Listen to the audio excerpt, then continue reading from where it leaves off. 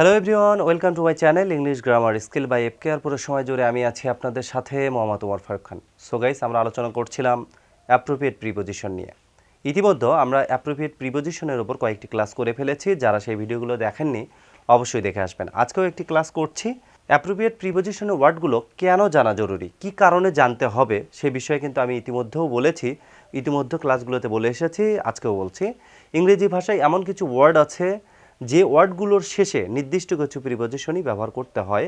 আমি চাইলেও রুলসের ভিতরে গিয়ে বা রুলস দিয়ে অন্য কোনো প্রিপোজিশন এখানে ইউজ করতে পারবো না, কেননা এই ওয়ার্ডগুলোর শেষে নির্দিষ্ট কিছু প্রিপোজিশনই ব্যবহার করতে হবে। দ্যাট ইজ ওয়াই আমাদেরকে ওয়ার্ডগুলোকে মুখস্থ করতে হচ্ছে এবং প্রপারভাবেই মুখস্থ করতে হচ্ছে। আজকের ক্লাসেও এমন কিছু প্রিপোজিশন তুলে ধরবো যে প্রিপোজিশনগুলোর শেষে কী কী ওয়ার্ড ইউজ হচ্ছে বা যে ওয়ার্ডগুলোর শেষে কী কী প্রিপোজিশন ইউজ হচ্ছে সেগুলো দেখবো। সো গাইস, এলোমেলো কথা বাড়াচ্ছি না, চলে যাচ্ছি আলোচনায়। ফার্স্ট, এক নম্বরে আমরা পাচ্ছি কনফিডেন্স ইন। কনফিডেন্স অর্থ হচ্ছে আত্মবিশ্বাস বা এই ধরনের কিছু। কনফিডেন্স কথাটার শেষে অলওয়েজ যে প্রিপোজিশনটা আসছে সেটা হচ্ছে ইন, অর্থাৎ কনফিডেন্স ইন। এটার অর্থ আমরা পাচ্ছি বিশ্বাস বা আস্থা। আই হ্যাভ নো কনফিডেন্স, আমার নেই কোনো বিশ্বাস নেই বা আস্থা নেই। ইন ইউ, তোমার উপর কোনো বিশ্বাস বা আস্থা নেই। এখানে কনফিডেন্সের শেষে আপনি দেখতে পাচ্ছেন যদি প্রিপোজিশনে গ্যাপ থাকে তাহলে সেখানে ডেফিনেটলি আমাকে ইন ইউজ করতে হচ্ছে। দেন আমরা 2 নম্বরে পাচ্ছি কনফিডেন্ট অফ। এটা কনফিডেন্স ছিল, এটা কনফিডেন্ট। কনফিডেন্ট অফ, আশাবাদী। আমি কোনো একটা বিষয় নিয়ে আশাবাদী, এরকম। সো হি ইজ, সে হয় কনফিডেন্ট, আশাবাদী, টু সাকসেস, সফলতা নিয়ে আশাবাদী। সো এখানে দেখতে পাচ্ছেন কনফিডেন্টের পর কিন্তু টু ইউজ হয়েছে। 3 নম্বরে আমরা পাচ্ছি কংগ্রাচুলেশন। কংগ্রাচুলেশনের পরে আমরা পাচ্ছি ওয়ান। আমাদেরকে অলওয়েজ যেটা ইউজ করতে হচ্ছে কংগ্রাচুলেশন ওয়ান। কংগ্রাচুলেশন অর্থ হচ্ছে অভিনন্দন করা। I sent my congratulation. I sent, আমি পাঠিয়েছি, মাই কংগ্রাচুলেশন, আমার অভিনন্দনটা পাঠিয়েছি, অন হিজ সাকসেস, তার সফলতার জন্য তাকে আমি আমার অভিনন্দন পাঠিয়েছি বা তাকে অভিনন্দন জানিয়েছি। সো কংগ্রাচুলেশনের পর আমি অলওয়েজ পাচ্ছি যেটা, সেটা হচ্ছে ওয়ান। কন্ট্রোল ওভার, নিয়ন্ত্রণ। কন্ট্রোল ওভার কথাটার অর্থ হচ্ছে নিয়ন্ত্রণ। আই হ্যাভ নো কন্ট্রোল, আমার কোনো নিয়ন্ত্রণ নেই। ওভার দ্য বয়, এই বালকগুলোর উপর কোনো নিয়ন্ত্রণ নেই বা বালকের ওপর কোনো নিয়ন্ত্রণ নেই। সো কন্ট্রোলের পর আমি অলওয়েজ ওভার প্রিপোজিশন ইউজ করতে পারছি। 5 নম্বরে পাচ্ছি ডিলাইট ইন। ডিলাইট শব্দটার শেষে অলওয়েজ ইন ইউজ করতে হবে, যার অর্থ দাঁড়াচ্ছে আনন্দ। তো ডিলাইট ইন, আনন্দ। হি টেক্স, সে নিয়েছিল বা নিচ্ছে, ডিলাইট ইন, আনন্দ নিচ্ছে, মিউজিক। মিউজিকের যে আনন্দটা সেটা সে গ্রহণ করছে বা নিচ্ছে। সো ডিলাইটের পর আমি অলওয়েজ ইন ইউজ করব। ডিজার্ভিং অফ, ডিজার্ভিং অর্থ যোগ্য। সো ডিজার্ভিংয়ের পর আমাকে অলওয়েজ ইউজ করতে হচ্ছে of preposition. So deserving of, যোগ্য। হিজ অনেস্টি, তার সততা। ইজ ডিজার্ভিং, হয় যোগ্য, অফ প্রেইজ, প্রশংসার যোগ্য। সো আমি ডিজার্ভিংয়ের পর অলওয়েজ যেটা ব্যবহার করতে পারছি বা যে প্রিপোজিশনটা ব্যবহার করছি সেটা হচ্ছে অফ। 7 নম্বরে আমরা পাচ্ছি হচ্ছে delete. Delete from. Delete from, ডিলেটের পর আমরা যেটা অলওয়েজ ব্যবহার করতে পারছি সেটা হচ্ছে ফ্রম। ফ্রম অর্থ হচ্ছে বাদ দেওয়া, অর্থাৎ ডিলেট ফ্রম অর্থ হচ্ছে বাদ দেওয়া। দ্য নেম অফ হাসান, হাসানের নামটি ওয়াজ ডিলেট ফ্রম, বাদ পড়ে গিয়েছে। দ্য লিস্ট, লিস্ট থেকে বাদ পড়ে গিয়েছে, অর্থাৎ লিস্টের বাইরে চলে গেছে বা বাদ দেওয়া হয়েছে, এই ধরনের কিছু। ডিসলাইক টু বা ফর। ডিসলাইক এমন একটি ওয়ার্ড যার শেষে আমি দুটো প্রিপোজিশন ইউজ করতে পারছি। একটা টু ইউজ করতে পারছি, অর্থাৎ ডিসলাইক টু অথবা ডিসলাইক ফর, যার অর্থ দাঁড়াচ্ছে অপছন্দ। আই হ্যাভ ডিসলাইক, আমি অপছন্দ করি, টু অথবা ডিসলাইক টু অথবা ডিসলাইক ফর হিম, তাকে অপছন্দ করি। সো আমি ডিসলাইক টু ইউজ করতে পারছি, ডিসলাইক ফরও ইউজ করতে পারছি। সো গাইস, আমরা এখানে এমন একটি ওয়ার্ড পাচ্ছি ডাই। ডাই এমন একটি ওয়ার্ড যেটার সাথে যে প্রিপোজিশনগুলো আমাদেরকে ইউজ করতে হচ্ছে সেগুলোতে ব্যাপক একটা কনফিউশন আছে। এক্ষেত্রে আমাদের যেটা মনে রাখতে হবে বা স্মরণ রাখতে হচ্ছে সেটা হচ্ছে অর্থটা কেমন হচ্ছে বা সেন্টেন্সে ওই ওয়ার্ডটি কোন অর্থে ইউজ করতে হচ্ছে, এই দিকটা বিবেচনা করে বা এই দিকটা মাথায় রেখে কিন্তু এই ডাই শব্দটার সাথে আমরা প্রিপোজিশনগুলোকে যুক্ত করতে হবে। এবং সেটা কিভাবে, এবার সেটা বলছি।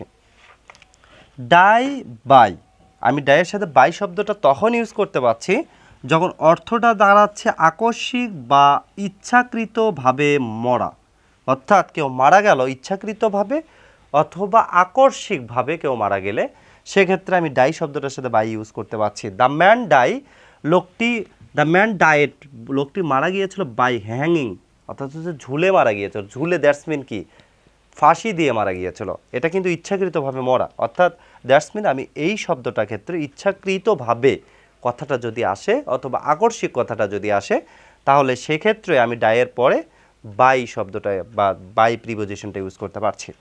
ডাই, দেন আমরা 10 নম্বরে পাচ্ছি হচ্ছে ডাই। ডাই শব্দটার সাথে ফর আমরা তখন ইউজ করতে পারছি যখন শব্দটার অর্থ দাঁড়াচ্ছে আত্মত্যাগ করা।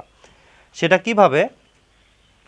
হি ইজ রেডি, সে প্রস্তুত, টু ডাই, মারা যেতে প্রস্তুত, ফর আওয়ার কান্ট্রি, আমাদের দেশের জন্য মারা যেতে প্রস্তুত, অথবা তার আত্মত্যাগ দিতে সে প্রস্তুত। এই ক্ষেত্রে আমরা কিন্তু ডাইয়ের পর বা ডাইয়ের সাথে কিন্তু ফর কথাটা ইউজ করতে পারছি। সো একই ওয়ার্ড একবার বাই ইউজ করতে হলো, একবার ফর ইউজ করতে হলো। আমি এজন্যই বললাম যে ডাই শব্দটা এমন একটা ওয়ার্ড বা শব্দ যার সাথে প্রিপোজিশন লাগানোর ক্ষেত্রে কিছুটা কনফিউশন তো অবশ্যই আছে।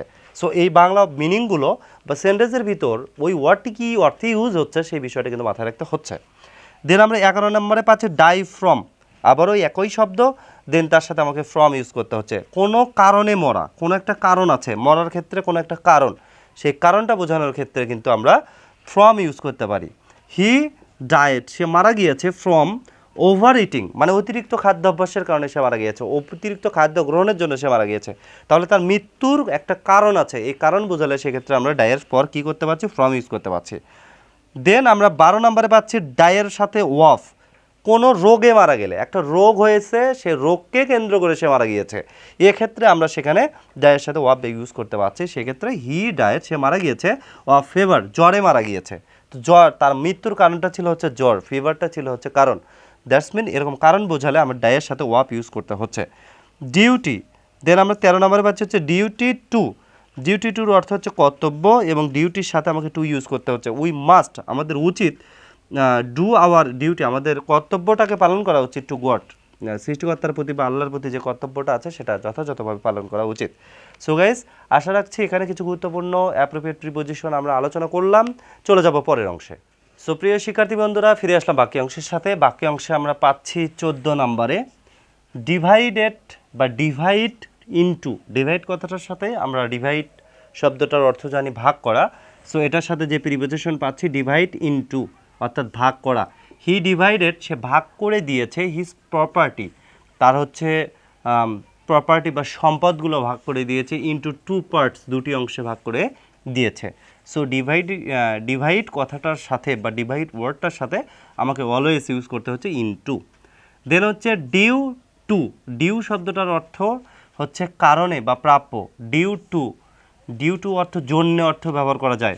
দ্য প্রাইজ অস, পুরস্কারটি ছিল, ডিউ টু, প্রাপ্য, মি, আমার প্রাপ্য ছিল, এই অর্থে কিন্তু আমরা ব্যবহার করতে পারছি। ইজি অফ, ইজি শব্দটার সাথে অলওয়েজ অফ ইউজ করতে হচ্ছে, অর্থ সহজ। দ্য প্রবলেম, সমস্যাটি, ইজ নট ইজি অফ, সহজ ছিল না। সলিউশন, সমাধান করাটা সহজ নয়, এরকম কিছু। এক্সপার্ট অ্যাট, এক্সপার্টের সাথে আমি অলওয়েজ যে প্রিপোজিশনটা ইউজ করতে পারছি সেটা হচ্ছে অ্যাট, যার অর্থ দাঁড়াচ্ছে দক্ষ। Meena is expert at, Meena হয় দক্ষ ম্যাথমেটিক্স, গণিতে খুব দক্ষ। সো এক্সপার্টের সাথে আমি অলওয়েজ অ্যাট ইউজ করতে পারছি। ফেইথ ইন, ফেইথ ইন অর্থ বিশ্বাস, ফেইথ শব্দের অর্থ বিশ্বাস, এটার সাথে আমাকে অলওয়েজ যে প্রিপোজিশনটা ইউজ করতে হচ্ছে সেটা হচ্ছে in. So I have no faith, আমার কোনো বিশ্বাস নেই, ইন ইউর অনেস্টি, তোমার সততার উপর আমার কোনো বিশ্বাস নেই, বা এই অর্থে কিন্তু আমি ফেইথের সাথে ইন ইউজ করতে পারছি প্রিপোজিশন হিসেবে। ফ্যামিলিয়ার, ফ্যামিলিয়ার উইথ, ফ্যামিলিয়ার যখন আমি উইথ দিচ্ছি তখন সেটা ঘনিষ্ঠ অর্থে ব্যবহার হচ্ছে। ফ্যামিলিয়ার কথাটার অর্থ হচ্ছে পরিচিত, কিন্তু উইথ দিলে সেটা ঘনিষ্ঠ অর্থে ব্যবহার করতে হচ্ছে। Harun is familiar with me, Harun হয় আমার সাথে খুব ঘনিষ্ঠ। সো ঘনিষ্ঠ অর্থে আমি ফ্যামিলিয়ার শব্দটার সাথে উইথ লাগাতে পারি। 20 নম্বরে পাচ্ছি ফ্যামিলিয়ার টু। ফ্যামিলিয়ার টু পরিচিত অর্থে। He is familiar to me, সে আমার কাছে পরিচিত, এই অর্থে কিন্তু আমি ফ্যামিলিয়ারের সাথে টু ইউজ করতে পারছি। কিপ উইথ, কিপ উইথ অর্থ সঙ্গে রাখা। ট্রাই টু কিপ, সঙ্গে রাখার চেষ্টা করো, দ্য বুক, বইটি, উইথ ইউ, তোমার সাথে। সো কিপের পরে প্রিপোজিশনে গ্যাপ থাকলে এবং সেটা উইথ বা সঙ্গে রাখা অর্থে ব্যবহার হলে সেখানে আমরা উইথ ইউজ করতে পারছি। কি টু চাবিকাঠি, কি শব্দটার সাথে অলওয়েজ আমরা টু প্রিপজিশনটা ইউজ করতে পারি। ইন্ডাস্ট্রি ইজ দ্য এ কি টু সাকসেস, সততা ইন্ডাস্ট্রি মানে অর্থাৎ হচ্ছে পরিশ্রম হয় হচ্ছে সফলতার চাবিকাঠি। কাইন্ড টু, কাইন্ড শব্দটার সাথে অলওয়েজ টু ইউজ হবে, যার অর্থ দাঁড়ালো হচ্ছে দয়ালু। You should to be kind to poor, অর্থাৎ হচ্ছে দরিদ্রদের প্রতি তোমার হচ্ছে সদয় হওয়া উচিত বা দয়ালু হওয়া উচিত। ল্যাক অফ অর্থ অভাব, ল্যাক অর্থ অভাব। Karim has no lack of money, করিমের টাকার কোনো অভাব নেই। করিম হ্যাজ নো, করিমের নেই, ল্যাক অফ অভাব নেই, মানি টাকার কোনো অভাব নেই। লাফ অ্যাট অর্থ ঠাট্টা করা, হাসাহাসি করা। ডোন্ট লাভ, হাসাহাসি করো না বা ঠাট্টা করো না। অ্যাট দ্য পোর, অর্থাৎ হচ্ছে দরিদ্রদের দেখে কখনো ঠাট্টা করো না। সো গাইস, এটুকু ছিল আমার আজকের আলোচনার অন্তর্ভুক্ত অ্যাপ্রোপ্রিয়েট প্রিপজিশনের। আজকে আমরা 25টা অ্যাপ্রোপ্রিয়েট প্রিপজিশনে আলোচনা করেছি এবং সেখানে এমন কিছু ওয়ার্ডও পেয়েছি যেগুলো বিভিন্ন অর্থে বিভিন্ন জায়গায় ইউজ হয়েছে। সেটা কোনটা কোন অর্থে কেমন করে ইউজ হলো সেটাও আপনাদের সামনে তুলে ধরেছি। আই হোপ সকলেই তা বুঝতে পেরেছেন। সো গাইস, আজকের মতো এখানেই চলে যাব। তবে চলে যাওয়ার আগে বলতে চাই, আপনি যদি আমার চ্যানেলে নতুন দর্শক হয়ে থাকেন তবে অ্যাট ফার্স্ট চ্যানেলটি সাবস্ক্রাইব করে পাশে থাকবেন এবং পাশে থেকে বেল বাটনটি প্রেস করে দেবেন আমার পরবর্তী ভিডিওর নোটিফিকেশন আপনার কাছে সবার আগে পৌঁছানোর জন্য। আমি প্রিপজিশনগুলোকে কয়েকটা ক্লাসে আলাদা আলাদা করে ভাগ করে আপনাদের সামনে প্রেজেন্ট করছি, একই সাথে ওয়ার্ড মিনিং জানার জন্য, একই সাথে আপনি স্পোকেন ইংলিশেও দক্ষ হয়ে যাবেন, একই সাথে প্রিপজিশনটাও যথাযথভাবে পেরে উঠবেন। এই জন্য দ্যাট ইজ ওয়াই আমি ক্লাসগুলোকে খুব স্মুথলি চালানোর চেষ্টা করছি যাতে আপনারা সহজেই বুঝতে পারেন। কারণ আমি আগেই বলেছি আমার ক্লাসগুলো তাদের জন্য যারা বিগিনার, যারা কিছুই পারে না তাদের জন্য। এবং আমার ক্লাস কোয়ালিটি বা আমার লেকচার যদি আপনাদের ভালো লাগে অবশ্যই চ্যানেলটি লাইক করবেন এবং শেয়ার করে অন্যদেরকে দেখার সুযোগ করে দেবেন। তো আজকের মতো এখানেই চলে যাচ্ছি, দেখা হবে পরের ক্লাসে অ্যাপ্রোপ্রিয়েট প্রিপজিশনের আরও বাকি অংশের সাথে। সে পর্যন্ত সবাই ভালো থাকবেন, সুস্থ থাকবেন। আল্লাহ হাফেজ।